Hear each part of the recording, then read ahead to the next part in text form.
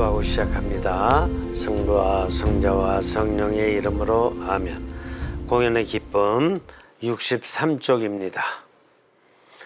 영성가는 어디에 있는가? 영성가의 조건은 두 가지다. 첫째, 들어야 하고 둘째, 실천해야 한다. 아브라함은 부르심을 잘 듣고 따랐다. 예언자들은 소명을 잘 듣고 전달했다. 바빌론 유배후 현자들도 하느님 영감을 잘 깨닫고 메시지를 전했다.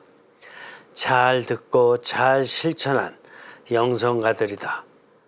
민족을 위한 큰 사상가들이었다. 오늘날 현대 영성을 위한 큰 영성가들이 가까운 곳에 있다. 불평 없이 아이들을 보살피는 어머니는 큰 영성가다. 새벽녘 거리의 나뭇잎과 쓰레기를 정성을 다해 치우는 청소부는 큰 영성가다. 식당에서 땀 흘리며 아르바이트하는 주부는 성모님 닮은 큰 영성가다. 이들은 모두 하느님 보시기에 좋은 영성가들이다. 성부와 성자와 성령의 이름으로 아멘. 영성가는 어디에 있는가? 어디? Where? Where is? Spiritual person. Where is a spiritual person? 영성가는 어디에 있죠?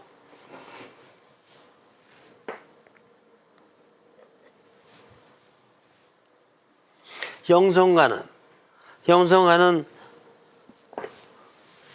영을 쓰는 사람을 영성가라고 하죠. 그죠? 그러면 육신가는 누구야? 육신을 쓰는 사람. 정신을 쓰는 사람은 정신가. 용어가 좀 이상해서 그렇지만 그런 거예요. 육신 중심으로 사는 사람, 정신 중심으로 사는 사람, 영 중심으로 사는 사람. 영 중심으로 사는 사람이 영성가야. 그렇죠? 육신 중심으로 사는 사람을 영성가라고 안 그러죠? 정신 중심으로 사는 사람도 영성가라고 하진 않아요. 정신적으로 훌륭한 학자며 박사며 이렇게는 얘기해도 영성가라고는 얘기하진 않아요. 자, 그럼 보죠. 영성가에 두 조건이 있다. 아, 그렇구나. 두 가지 조건이 있구나. 두 가지 조건이 있습니다. 첫째는 들어야 한다. 둘째는 실천해야 한다. 뭔지 알겠죠? 뭐를 듣죠? 영성가니까 영적인 걸 들어야지, 영적인 걸. 그렇죠? 세상에는 영적인 걸 들어야 돼요. 또 영적인 걸 실천하는 거야. 이게 무슨 뜻이냐? 육신으로다가는 뭐가 있어요? 오감이 있죠. 오감 중에서 특별히 귀, 청력. 청력은 듣는 데 쓰잖아요. 그러면 이 듣는다라는 것은 귀로 듣는 거 아닙니까? 이렇게 생각할 수가 있거든요. 왜? 육신에 오감이 있어서 눈은 보는데, 코는 냄새를 맡는데, 입은 맛보는데, 몸은 모든 것을 갖다가 느끼는데, 귀는 듣는데. 그렇기 때문에 우리는 들음 그러면은 귀를 생각하기 쉬워요. 그런데 이 영적인 것을 영으로 듣는 거니까 영은 누구예요? 하느님과 관계되는 소통되는 힘이잖아. 그러니까 하느님의 것을 들으려면 뭐로 들어야 돼요? 영으로 듣는 거야. 귀로 듣는 게 아니라. 알겠어요? 가장 중요한 거예요, 이게. 이걸 갖다 그래서 영감을 듣는다 이렇게 얘기하는 거예요. 어? 그래, 영감으로 들어가지고 영으로 들어가지고 실천을 어떻게 했냐? 실천할 적에는 영이 정신을 영화시켜요. 정신을 영화시킨다니까. 그래서 영화된 정신을 만든다니까. 또 영화된 정신이 육신을 영화시켜요. 영화된 육신으로 만든다니까. 그래서 육신으로 이제 실천하는 거예요. 아시겠죠? 그러니까 어디서부터 시작돼요? 하느님으로부터 시작돼야 돼. 하느님으로부터 들어야 돼. 하느님의 소리를, 하느님의 호소를. 하느님께서 계속해서 어필, 호소, 사인. 하느님께서 인간에게 계속 호소를 하셔요. 그래서 이걸 갖다 우리는 양심의 소리라 그랬잖아요. 양심에 찔린다. 이런 얘기도 하잖아요. 그죠? 그게 바로 뭐예요?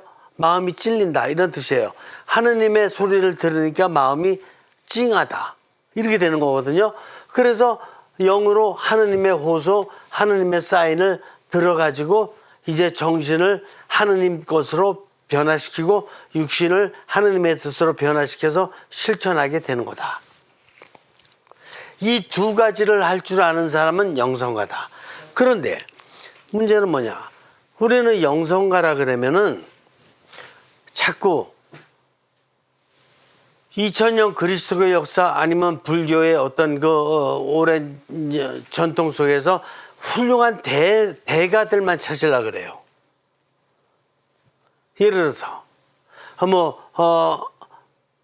아구스티누스, 암브로시우스, 아니면 토마스 아퀴나스, 아빌라의 성녀 데레사, 십자가의 성요한, 요한네 비안네, 또 돈보스코, 이게 소아 데레사, 계속 이렇게 훌륭한 이분들만 얘기를 하거든요.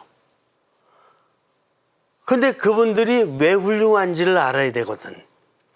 왜 훌륭한지를 알으면 나도 그분들과 같이 훌륭해진다니까. 그분들이 왜 훌륭하냐면은 듣는 걸 잘하셨어요. 듣는 거를. 그리고 들은 거를 실천했다니까. 이 두 가지밖에 없다니까요. 자, 그럼 좀 더 보시죠. 5번째 줄. 아브라함은, 이제 나오는구나. 아브라함,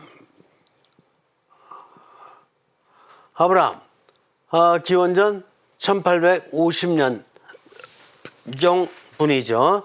아브라함은 부르심을 잘 듣고 따랐다. 우리 다 알잖아요. 메소포타미아 지역에 살 적에 하느님께서 길을 떠나라. 그래서 이제 하느님 말씀을 듣고 뭐를 잘한 거예요? 떠났어요. 떠나가지고. 왜? 메소포타미아 지방에는 그 당시에 아주 우상 숭배라든가 미신 숭배만 너무 많아가지고 이렇게 아브라함으로서는 너무나 싫은 거야. 그런 분위기가. 미신과 무당과 막 군만하고 이러고 있으니까. 그래서 하느님께서 영감을 주신 거야. 떠나라. 떠나라는 뭐를 한 거야? 어필, 호소를 하신 거야. 호소. 아브라함, 자네 떠나라. 이렇게 호소를 하신 거야. 호소를 하시니까 싫어요.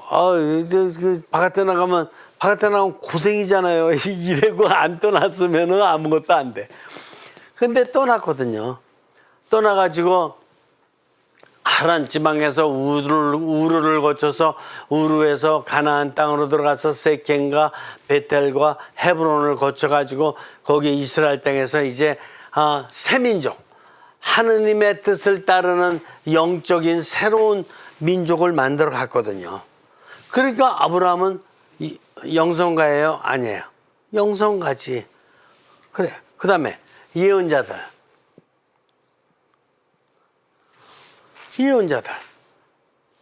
북부 이스라엘 지방에 예언자 4명이 있었고 남부 지방에 거의 이렇게 합해서 한 20명 정도 이렇게 있다를 적에 예언자들이 뭐야?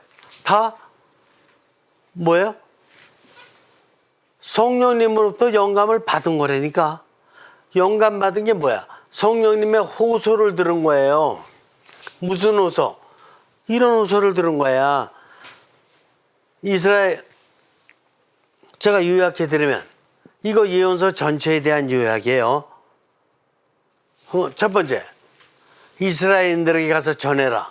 이스라엘 지도자들아, 불의와 부정에서 돌아서라. 당시 이스라엘의 지도자들이 얼마나 부정부패가 심했는지,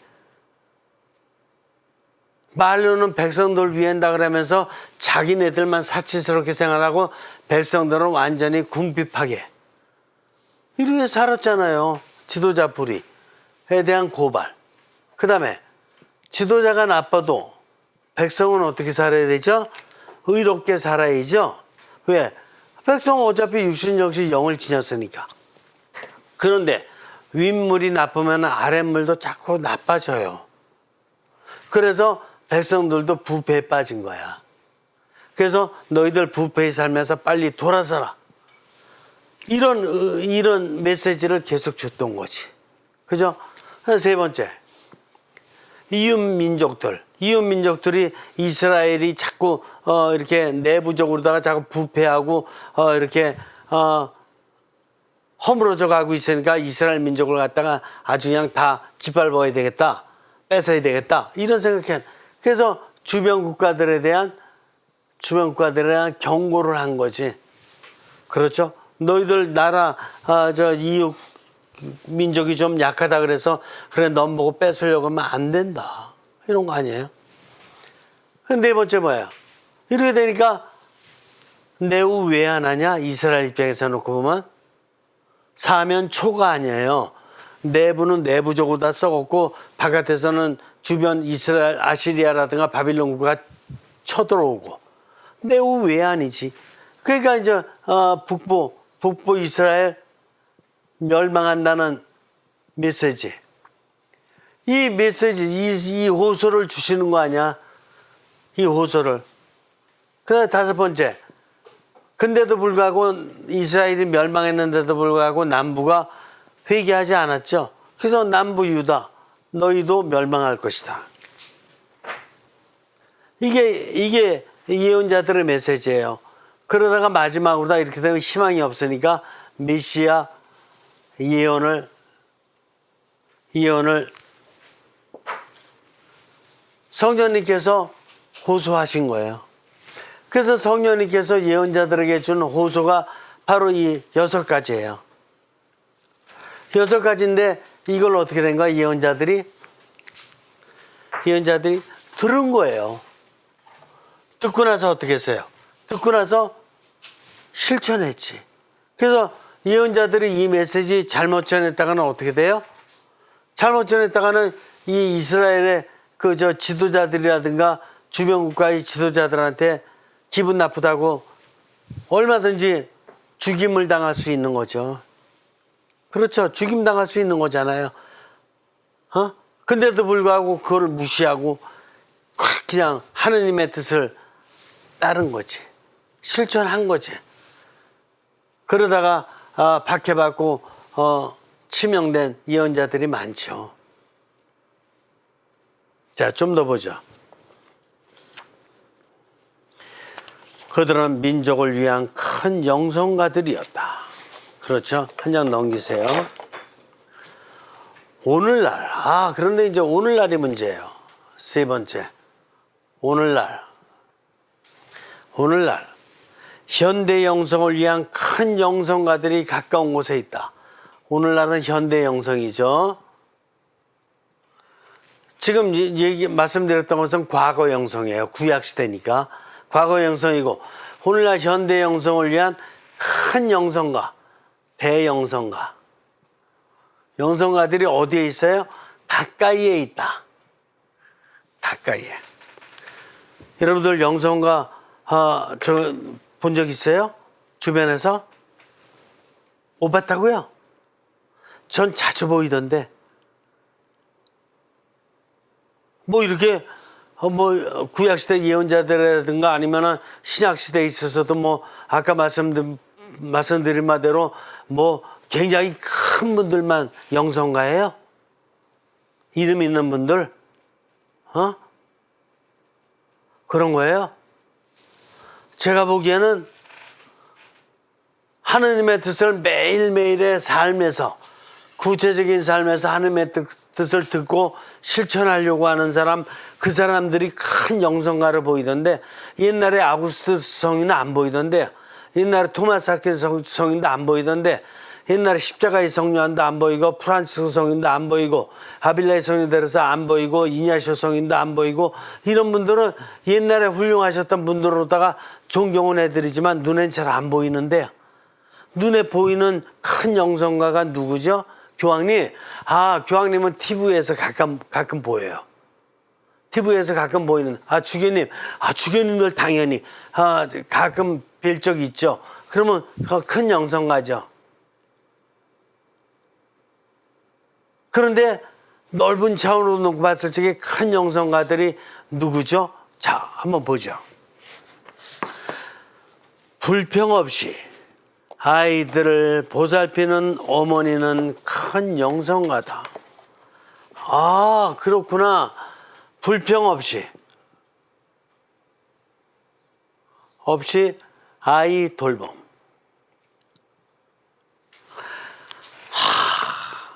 저는 가정생활을 안 해봐서 바로 이런 부분이 약점이에요. 잘 몰라. 근데 아이를 낳아가지고 그 다음에 이 아이의 진자리 마른 자리 다 갈아내주면서 이 아이를 갖다가 하느님의 뜻대로 길러내는 그 어머니의 그 드러나지 않은 숨은 그 사랑, 어머니의 그 아이들이 느끼는 신망의 그 사랑, 이게 영성가 아니면 아이를 길러낼 수 있어요? 영성가 아니면 이 아이를 갖다가 이렇게 진자리 마른 자리 다 갈아내면서 길러낼 수 있겠냐고요. 영성가 아니면 어떻게 해요, 그게. 그 아버님도 마찬가지고 이 아이 잘 길러내기 위해서 그 일터에 가서 하루 종일 정말 사회적인 여러 가지 압력과 여러 가지 그 어려움 다 딛고 일어나서 이렇게 일해가지고 이렇게 봉급받다가 가족들 살리잖아요. 이게 영성가 아니라고요? 대단한 영성가예요. 물론 불평해 가면서 내가 뭐 이래려고 애 낳나 이게 이제 그러면서 막 궁뎅이 꼬집고 이런 분은 영성가는 아니지. 직장생활 하면서도 이게 뭐 이거만 하면 보험금도 뭐 이게 막 올려주지도 않고 이게 뭐야 이러면서 불평하고 그래가면서 이게 막 그런 사람은 영성가는 아니지. 하느님의 주신 소임으로 받아들여 가지고 하느님께서 매일매일 주시는 성실히 하라, 그 다음에 정직하게 하라, 그리고 이렇게 항상 어려운 이웃을 연민을 가지고 보살피면서 살아라, 자비롭게 살아라, 이런 하느님의 호소를 들어가면서 자신의 소임을 하는 사람, 그분이 영성가지. 또 보죠. 새벽녘 거리의 나뭇잎과 쓰레기를 정성을 다해 치우는 청소부는 큰 영성가다.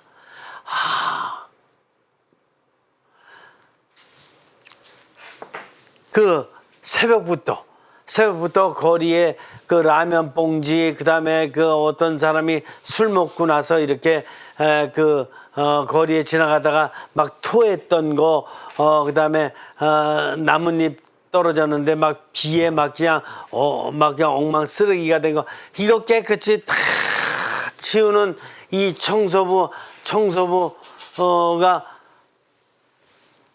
영성가에 아니에요. 그 사람들 얼굴 찡그리고 그거 치우는 거 봤어요? 새벽에 나왔다는 그 자체로 해서도 해맑어요. 아무리 술 먹고 막 토해낸 사람 그 쓰레기라든가 아니면 너무나 바빠서 길거리에서 막 그냥 대소변 본 이런 것까지도 깨끗이 다 정성껏 치우는 그 청소부의 그 얼굴에 저는 불평 불만이라든가 이런 거 본 적이 없어요.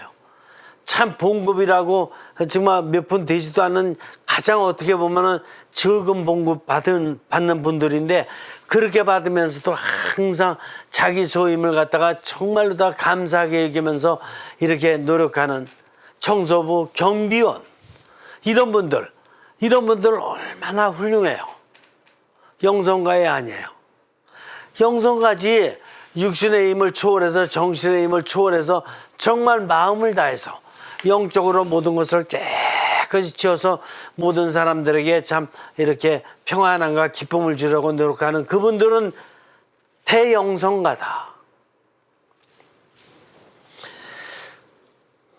그 다음에 식당에서 땀 흘리며 아르바이트하는 주부는 성모님 닮은 큰 영성가다. 세 번째 주부. 무슨 주부야? 아르바이트. 그렇구나. 그냥 아이들 공부만 가르치는 아르바이트만 있는 게 아니로구나. 요새는 현대 영성에는 그냥 식당에서 뭐 아르바이트 한다든가 아니면은 이렇게 각딱지 내지 병 같은 거 이렇게 니아카 끌고 다니면서 그런 걸 갖다 페이지 모아가지고 이렇게 팔아서 이렇게 또 사시는 그런 분들 다 아르바이트 하는 분들이로구나. 그런 분들 얼굴이 찡그려가지고 얼굴이 찌그러져서 일하시는 분 봤어요? 못 봤어요? 거의 못 보셨을 거야. 그런 분들이 육신적으로만 산다고 할 수 있어요? 그런 분들이 정신적으로만 산다고 할 수 있냐고요. 그 내면의 가장 깊은 곳인 이 영, 마음에서 우러나오는 이런 삶을 살으면서 그것으로 그냥 내가 오늘 아르바이트 하는 이 삶이 나의 운동이려니, 이 삶이 나의 수련이려니, 그리고 이 삶이 내 가족들을 돌보는 바로 이런 직장이려니, 이렇게 생각하면서 훌륭하게 살아가는 이분들이 아브라함보다 부족한 사람이라고 볼 수 있어요? 이분들이 모세보다 부족한 사람이라고 볼 수 있어요? 이분들도 다 출애굽하는 사람들이에요. 출애굽시키는 사람들이라고 가족들을. 이분들이 예언자들보다 부족한 삶을 살고 있다라고 볼 수 있는 분들이에요. 저는 현대는 이렇게 아이를 돌보는 이 어머니들, 어떤 의미에서는 자기나 행복하게 사치스럽게 살으려고 결혼도 안 하고 애도 안 낳는 그런 사람들도 그래도 좀 있잖아요. 그거에 비해 가지고 정말 하나님께서 주신 그 섭리대로 결혼하고 또 아이를 낳아서 정성껏 다 기르고자 하는 그 어머니가 영성가 아니에요. 새벽부터 나와서 이렇게 열심히 어떤 거 고된 줄도 모르고 운동이려니, 이것이 성령님께서 주신 소임이려니, 이래가면서 거리에 아주 가장 이렇게 많이 쌓인 쓰레기 더미들, 그걸 불평 없이 다 치우는 청소부들, 대영성가 아닙니까? 꼭 신앙을 가져야 영성가이고, 이렇게 막 교회의 명부에나 탁 올려가고 감사패 주고 그래야지 영성가예요? 보이지 않는 영성가 이분들을 성령님께서 이 다음에 얼마나 높은 지위해주고 면류관 씌워주겠냐고요. 아르바이트 하는 주부님들도 마찬가지고. 현대 삶을 살아가면서 영성화가 될 거냐 안 될 거냐는 마음먹기 달린 것입니다. 내가 이제 육신과 정신의 삶을 초월해서 영적으로 이제는 성인답게 이제 하느님과 자주 대화를 나누면서 하느님의 영감을 듣고 실천할 수 있는 이런 자세를 잘 갖춘다면은 바로 내가 오늘날 영성가가 되는 것이고, 내 가족들을 오늘날 영성가로 만드는 것이고, 내 친구들을 영성가로, 내 비록 은사지만 내 은사를 영성가로 이렇게 초영성시키는 이런 기적의 삶을 내가 살 수 있다는 것을 우리는 자신감을 가져야 하는 것입니다.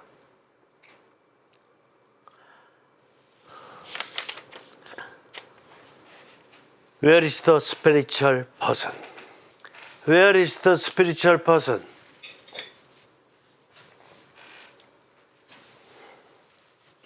Here. Now. 지금 여기에 있는 것이다. 구약에서 찾을 필요도 없고 지난 과거 2000년 역사에서 찾을 필요도 없다. 이제 방법을 알았으니 하나님의 메시지를 듣고 실천하면 된다는 걸 알았으니 이제 현대 영성가를 지금 여기에서 찾아내야 된다. 그리고 지금 여기에서 내가 되어야 한다. 마치 기도하죠. 성부와 성자와 성령의 이름으로 아멘. 영성가는 어디에 있는가? 영성가의 조건은 두 가지다. 첫째, 들어야 하고 둘째, 실천해야 한다. 아브라함은 부르심을 잘 듣고 따랐다. 예언자들은 소명을 잘 듣고 전달했다. 바빌론 유배 후 현자들도 하느님 영감을 잘 깨닫고 메시지를 전했다.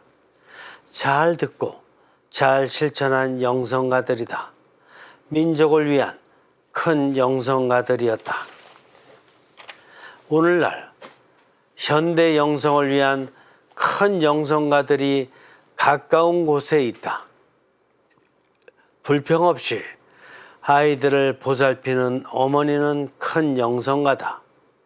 새벽녘 거리의 나뭇잎과 쓰레기를 정성을 다해 치우는 청소부는 큰 영성가다. 식당에서 땀 흘리며 아르바이트하는 주부는 성모님 닮은 큰 영성가다. 이들은 모두 하느님 보시기에 좋은 영성가들이다.